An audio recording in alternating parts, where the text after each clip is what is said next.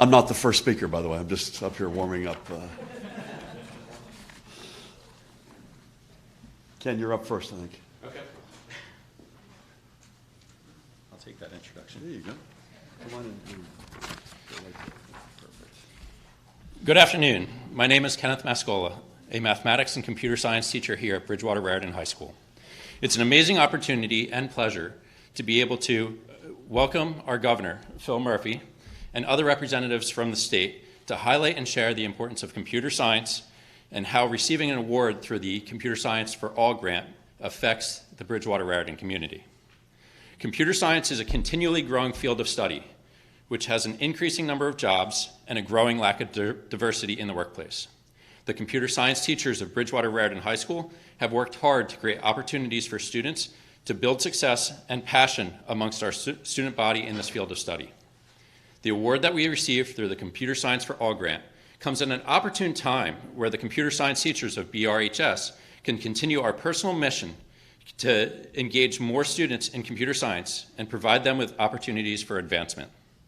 In particular, the Computer Science for All grant has allowed Bridgewater-Raritan High School to build a partnership with Rutgers University to create our fourth computer science course offering, Advanced Topics in Computer Science. This is equivalent to a second semester college-level computer science course in data structures. And this comes at a time when many of our students in AP Computer Science A are juniors looking for an advanced computer science course to take during their senior year. It also enhances our program of studies to include a 4-year cycle of computer science courses. This year, I have 38 amazing students enrolled in this new course. My classroom is fairly diverse, with 1/3 of my students being female. And all of my students will be able to participate in dual enrollment through Rutgers University in order to jumpstart their future in computer science. Moreover, the Computer Science for All grant has allowed Bridgewater-Raritan High School the ability to purchase new computers, accommodating our increased enrollment in computer science. We currently have 5 teachers engaged in teaching 16 sections of computer science classes. We are serving 332 students with 4 different course offerings. And with the new computers, we can look to the future to continue to expand our computer science course offerings and work to further increase our diversity in the classroom. Our next step is to continue with the concept of making computer science more accessible by developing a new introductory course with content and curriculum designed to be accessible for any student. We are actively looking to engage more students from our Bridgewater-Raritan population in computer science, particularly females, bilingual students, and minorities that have traditionally been underrepresented in the field of computer science. In closing, I would again like to express my gratitude to Governor Phil Murphy for investing in computer science. On behalf of my students, my fellow computer science teachers, and the Bridgewater-Raritan community, thank you. Thank you, Ken.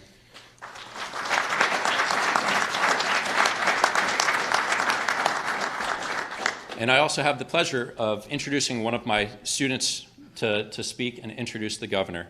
This is Meher Mankikar.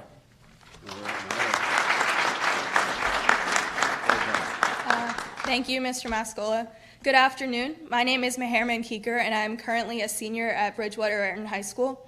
On behalf of the entire Bridgewater-Raritan School District, it is my honor to extend a warm welcome to Governor Murphy and all of the other dignitaries that are here today. Computer science has always been one of my passions. I was first introduced to the field through a course in advanced web design provided by Johns Hopkins Center for Talented Youth. I was immediately captivated by the challenge that programming presented and amazed by the diversity of possible solutions to any problem. Throughout my high school career, I've continued to expand my programming skills. I've taken Intro to Computer Science A, and I'm currently taking Advanced Topics in Computer Science, a new course that has been introduced thanks to the Computer Science for All grant announced by Governor Murphy last January.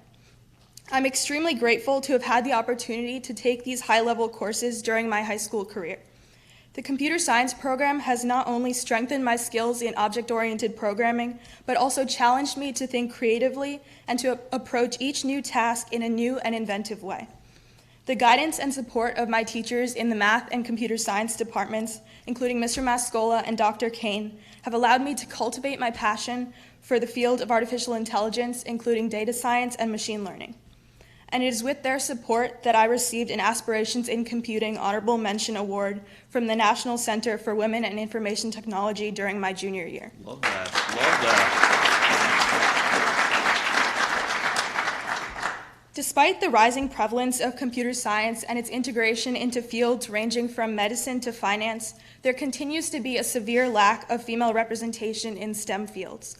Currently, less than 30% of the workforce in STEM areas is comprised of women. Technological innovation requires the collaboration of individuals with different backgrounds and skill sets. The lack of female representation in computer science is therefore significantly hindering our ability to move forward as a society and to create comprehensive solutions for all. In order to combat this issue, Bridgewater-Raritan High School has worked to promote inclusivity and female representation in all of the computer science classes that we offer at the high school. Thanks to the hard work of all of the computer science teachers and the funding from the Computer Science for All grant, Bridgewater-Raritan High School now offers 4 computer science classes with a noticeable percentage of female students.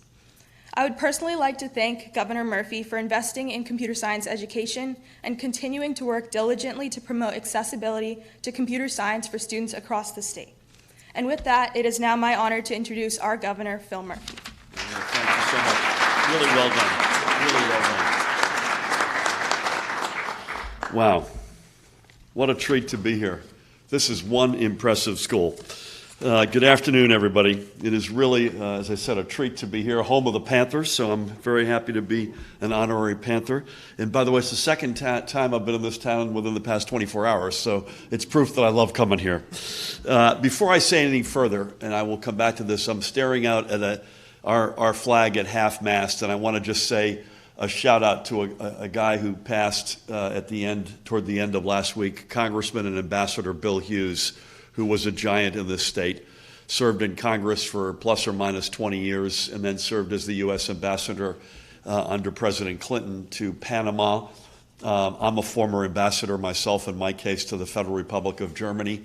I met Bill shortly after my family and I returned from Germany, long before I made any decision even to run for governor, and he was an incredible friend and mentor.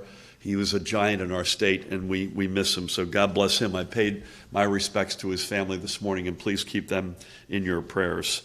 Thank you to everybody here, faculty, staff, librarians. Thank you, ladies, for hosting us, and especially students for such a warm welcome today. I got here just at the turnover of classes and was able to shake a bunch of hands, which was kind of totally fun for me. Thank you, Meher Mankikar, for that great introduction. I had the opportunity to be with her and some of her colleagues just a few moments ago, completely over my head. Completely over my head. I was in the deep end of the pool, Chanel. But it was really impressive, and the talent, and you heard her and the recognitions she's gotten, and she's a great example of an entrepreneurial spirit, the talent and leadership ability of her and her classmates, and it's nothing short of inspiring. So again, hats off to you.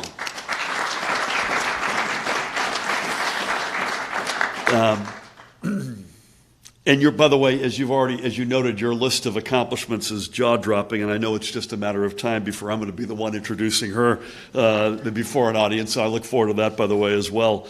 I want to give a huge shout-out to the guy behind me to my left, AP Computer Science educator, Ken Mascola. Ken, thank you so much for opening our discussion. As well as not just the discussion, but welcoming us into your classroom. Fascinating. If you want to hear anything related to stacks and queues, I'm your guy. That's not true, but Ken is your guy. And thrilled to be in his class. Jason Muriello, where are you, Jason? I lost you. You're in the back. A fellow alum from my university. Thank you very much for all you do in your math supervision capacity. Superintendent Dr. Russell Lazovic, who's with us in the front row. Honored to be with you, sir. Principal Dr. Charles Ezel. As I said, I've got a son named Charles, so you're automatically in the Hall of Fame. I also want to acknowledge, among others, representing, you'll hear from him in a minute, the New Jersey Department of Education Deputy Assistant Commissioner for Academics, Dr. David Greer. Great to have you here. And we've got, by the way, Steve Beatty, my friend from NJEA, their Secretary-Treasurer, Laura Kress, who is the local president. Laura, great to have you with us as well.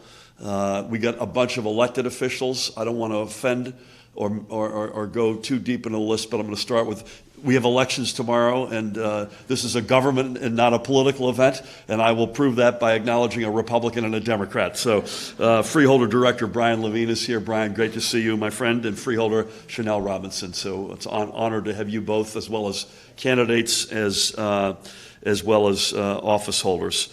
And I have to give a shout out to one other guy. I am joined today by an extraordinary staff, including one distinguished graduate of this high school, Rob Field. Rob, raise your hand. Class of 2008, I believe. The school has not been the same since you left. Rob was in the marching band and the choir, among other activities.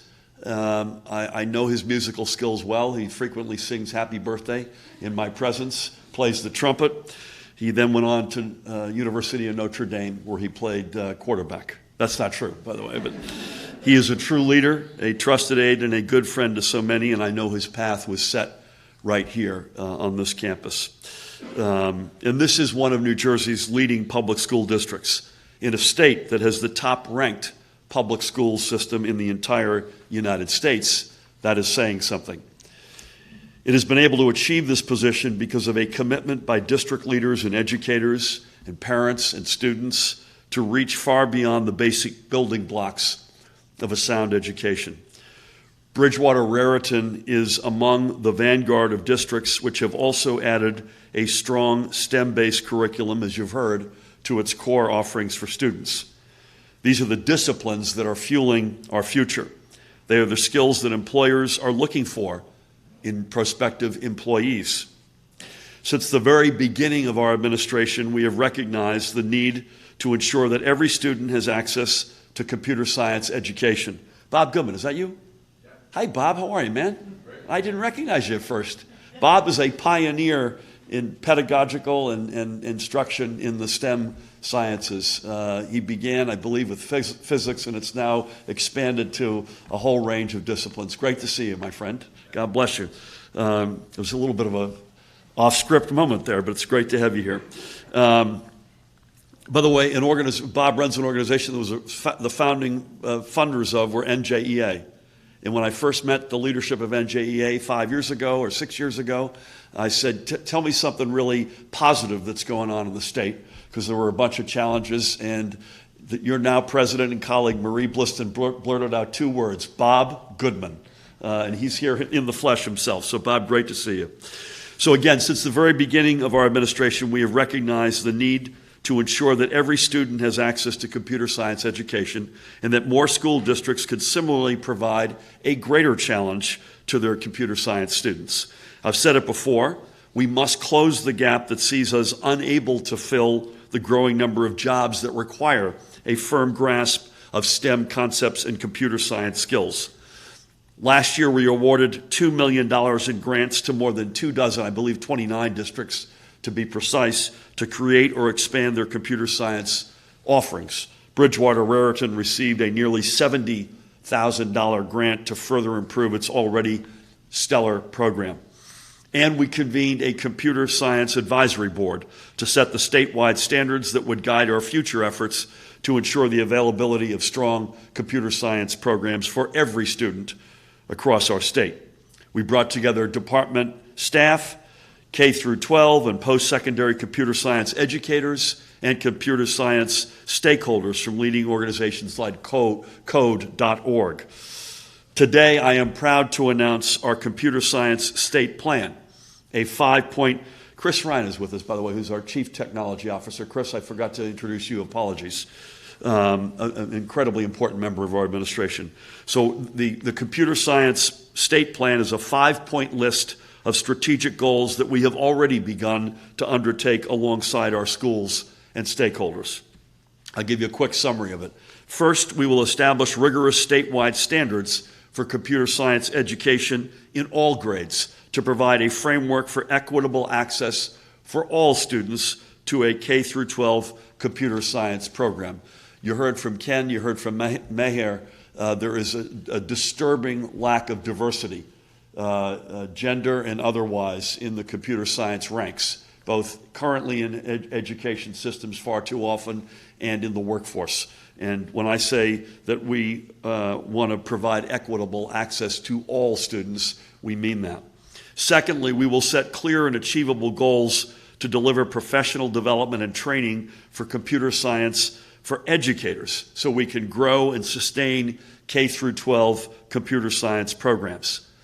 And at the same time, thirdly, we will establish a clear certification pathways for computer science teachers to strengthen the education pipeline and increase the number of educators prepared to teach computer science. Fourthly, we will build capacity, a well-used phrase, establish partnerships and increase awareness for computer science education through our administration's engagement across the educational spectrum with families, community stakeholders, educators, institutions of higher education like Rutgers, who are so involved here, education preparation providers, and district boards of education. And I should give shout outs to the members of the Board of Ed with us today, in particular the two ladies in the first row who are the student representatives on that Board of Ed. So to all of the members, thank you for everything you do. And we will establish by the time I'm finished, I will acknowledge each and every one of you, I promise you. And we will establish a data-driven decision-making approach that uses metrics for each goal to allow for the evaluation of the implementation of the state's plan and to inform future funding needs. So if you say a quick timeout here, you've got 5 pieces of this plan, one of which is to establish consistent guidelines in the instruction of computer science, 2 of which are dedicated toward educators in one form or another. 1 is for raising public awareness with all of our stakeholders. And lastly, we are a Moneyball, data-driven, science-driven administration. So we want to make sure that we're not making decisions based on a hunch, but we're basically that our plan, as it evolves over the years, is based on facts. If we are to ensure that New Jersey's public school graduates will continue to be among the best educated and most prepared nationwide, then we must ensure that every student in every school has access to the same depth of learning that Meher and her peers here at Bridgewater-Raritan do. In support of these goals, the Department of Education is also releasing 3 notices of grant opportunities, again totaling $2 million. 2 of these grant programs invite our institutions of higher education to join us in creating and supporting the professional and curricula development. The third builds off last year's successful partnerships with our public school districts and will seek an additional 15 districts to invest in creating or expanding advanced computer science programs. So again, the $2 million last year was exclusively to get this program up and running, funded by the state in 29 districts. This year we're sort of splitting the baby between, on the one hand, inviting our institutions of higher ed to come on in and join with us to develop and strengthen the programs, and then about 15 districts we want to add to the 29, so that ultimately we'll have 44 districts in the state that we are involved in funding. And it's not the only factor, but need is a factor. So measures of poverty such as free and reduced lunch will continue to be one of the important factors that we consider, the Department of Education considers as these grants go out. Our efforts aren't just to ensure that our top-tier schools and students remain top-tier, although we want to do that.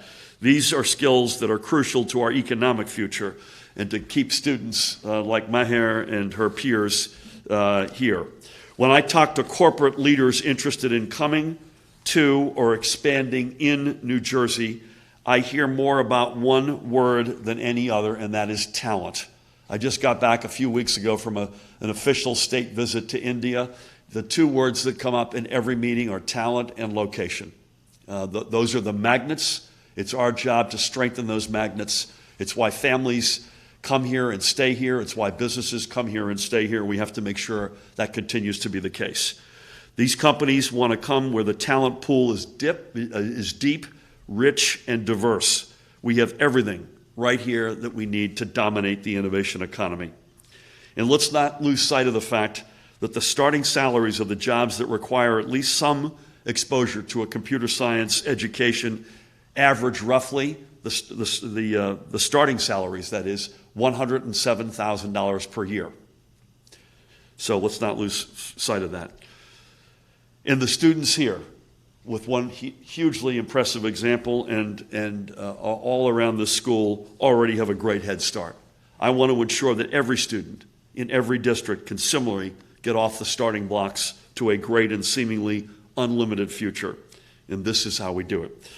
Thank you all so much for having us. It is now my pleasure to introduce the Deputy Assistant Commissioner for Academics, Dr. David Greer. David? Appreciate it. Thank you. Thank you, Governor Murphy, for your support for computer science education through the Computer Science for All initiative. Thank you to Mayor for sharing your passion for computer science with us. It is exciting to be here today at Bridgewater-Raritan High School and experience firsthand the excellent learning opportunities that teachers like Mr. Mascola provide on a daily basis. He handles many difficult questions coming at him during every single class period. One of the most difficult ones today from Governor Murphy. That was an excellent learning experience all around.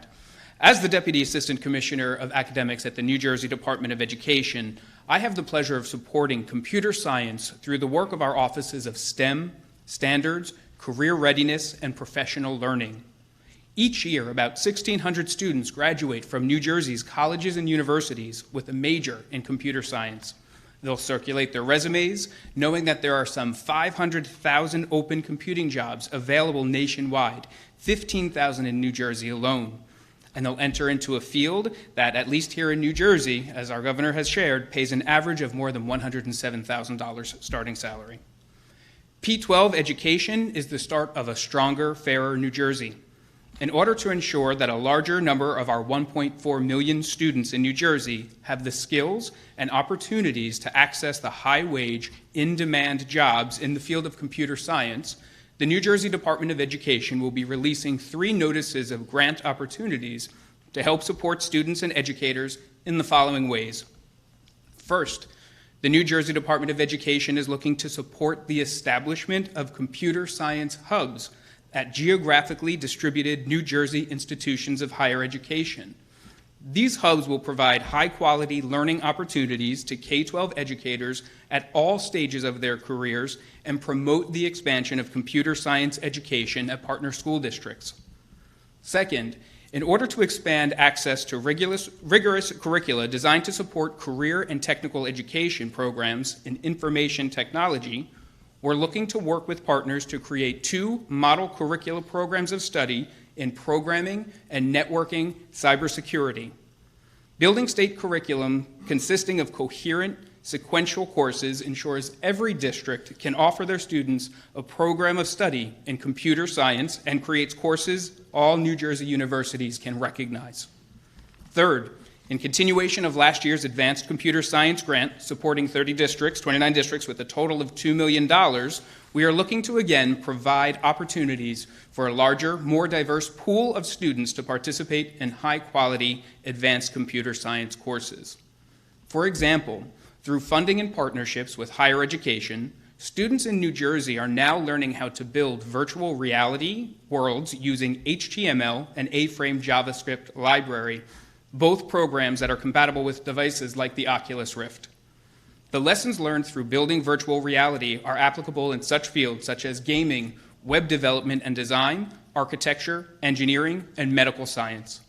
We look forward to continuing to support computer science teaching and learning through rigorous learning standards for students and professional learning opportunities for educators. Together, we will continue to work with stakeholders and experts in the field of computer science education to ensure each student has opportunity and access to pathways in computing science fields. Thank you. Thank you, David. Good job, man. Well done. I think that is it. We'll take a couple of questions. I want to say something. We're going to start with the students from BRTV, but before I do, I mentioned tomorrow's election day. I know which side of the aisle I'm on. That's not why I raise it. I raise it to make sure anybody who's here today, anybody who's watching, please get out tomorrow and vote. It is our sacred right of democracy. Tomorrow, just by the configuration of the ballot, is typically a low turnout election. So your vote always counts, but tomorrow counts even a little bit more. Regardless of who you support, which side of the aisle on, please get out there and vote. Folks, let's start with you. Hi, I'm Hannah Greenberg. I'm a news anchor for BRTV and I'm a senior. And we have the question, what has inspired you to have a passion for computer science? Well, first of all, thank you. And BRTV is a rockin' organization, so I'm honored to get the question from them. I know enough about you to be dangerous. The question is, what inspired me to embrace computer science? If you had seen me in the classroom, you would know it is not from personal skill in computer science. It gets back to what I said earlier. I think if you have to be honest with yourself in life as an individual, as a family, as a company, as a state. And I think you have to look in the mirror and you have to be cold-blooded about what you see. And so the example I use a lot, I would like still to be able to make cars, automobiles in New Jersey. I may die trying, but I'm not holding my breath that that's going to happen again. When I look in the mirror in New Jersey, I see the words that jump out, as I mentioned, are talent and location, and in particular, the innovation economy. It's who we are. Bell Labs, Sarnoff Labs, AT&T, all the life sciences, et cetera. So it's completely consistent with our DNA.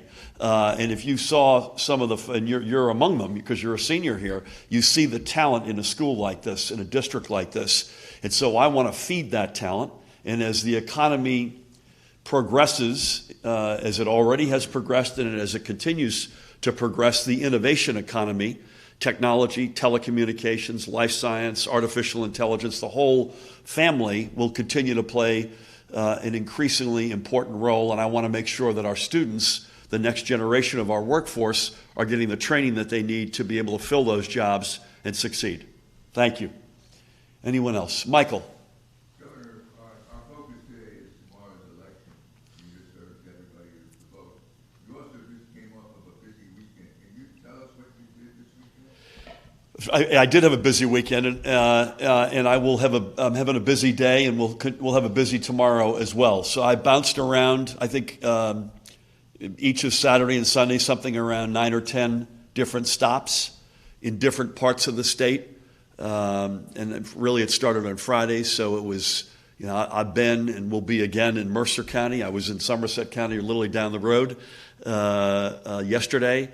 Bergen County, Essex, Union, Morris, Monmouth, my own county, and then my wife was pursuing and is pursuing her own separate schedule. And again, I mentioned a minute ago, as a nonpartisan fact, these elections, when the assembly is at the top of the ballot, they tend to be low turnout. I think last time it was 22 or 23% turnout, which is awfully low. And so a lot of my energy and my wife's and our colleagues' energy has been devoted at getting people fired up to get out there and vote tomorrow.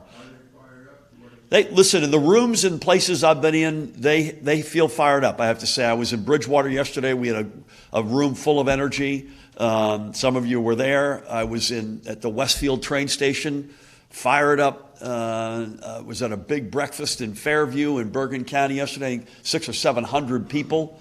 So we'll see. That's why they play the game. This is the night before the game, and we're going to know a lot more tomorrow night than we know today. Are you on the staff of BRTV, by the way, I should ask? You should be. Last week I asked you what to respond to the GOP calling this the Murphy midterm, and you said they should be careful what they wish for. Yeah. To what extent is this a referendum on your first 2 years? It's certainly at least partly a referendum, and we welcome that because we like where we're headed. We inherited a mess. We said we would stand for a stronger and fairer New Jersey that works for everybody, that we would be for the middle class, the working families, the folks like I was growing up who looked up hoping someday to get into the middle class. And I think we have done what we said we would do, investing in education. By example of today, we will fix NJ Transit if it kills me, which it might. I hope not in this at this moment. But slowly but surely, we're getting that turned around. That was the mess inside of the broader mess that we inherited. $15 an hour minimum wage, equal pay for equal work, earned sick leave, funding Planned Parenthood, standing up to protect the environment, strong gun safety laws, strongest in the nation, frankly, standing up on behalf of our LGBTQ plus community, our immigrant brothers and sisters, standing for women's health, all the things we said we would be doing, we're doing. We're not accomplished everything yet. We've chopped through a lot of it. We have a ways to go. So if this election is in some way a referendum on that, I welcome that. Please, one or two more and then we go. Governor, your first lame duck session starts after the election. Lame duck is traditionally synonymous with transactional politics, and you've indicated you don't engage with it. So are you concerned you won't be able to get a lot done during this period? Yeah, lame duck, by the way, I'll take my medium rare.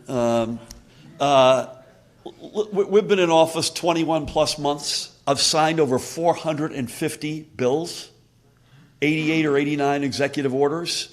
I won't go through the litany of the things I just went through with Michael. It's not like we've been sitting around waiting for the lame duck to come to do something. So I would expect that the lame duck period will also be productive, as it has been, as our administration has been up until now. And we're not patting ourselves on the back here, by the way. It's just a fact. And it will continue, I hope, long after the lame duck. Anyone else? Chanel?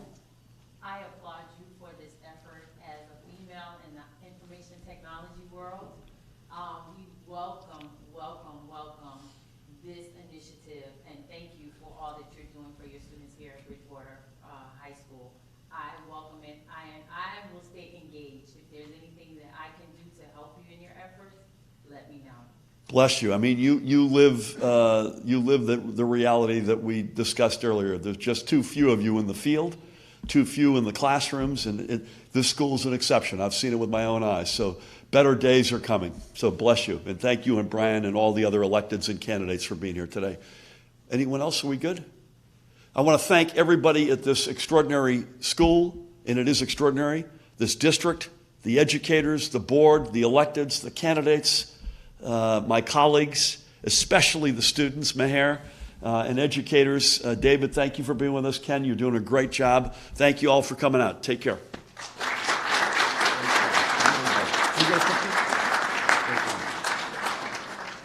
Edward, are you here? Hey, can we get a picture? Is that right? Let's put that there. You go.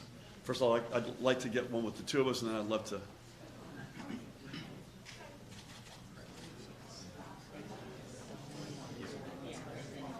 I told him I keep an eye on school. Come on. Let's go, Ken.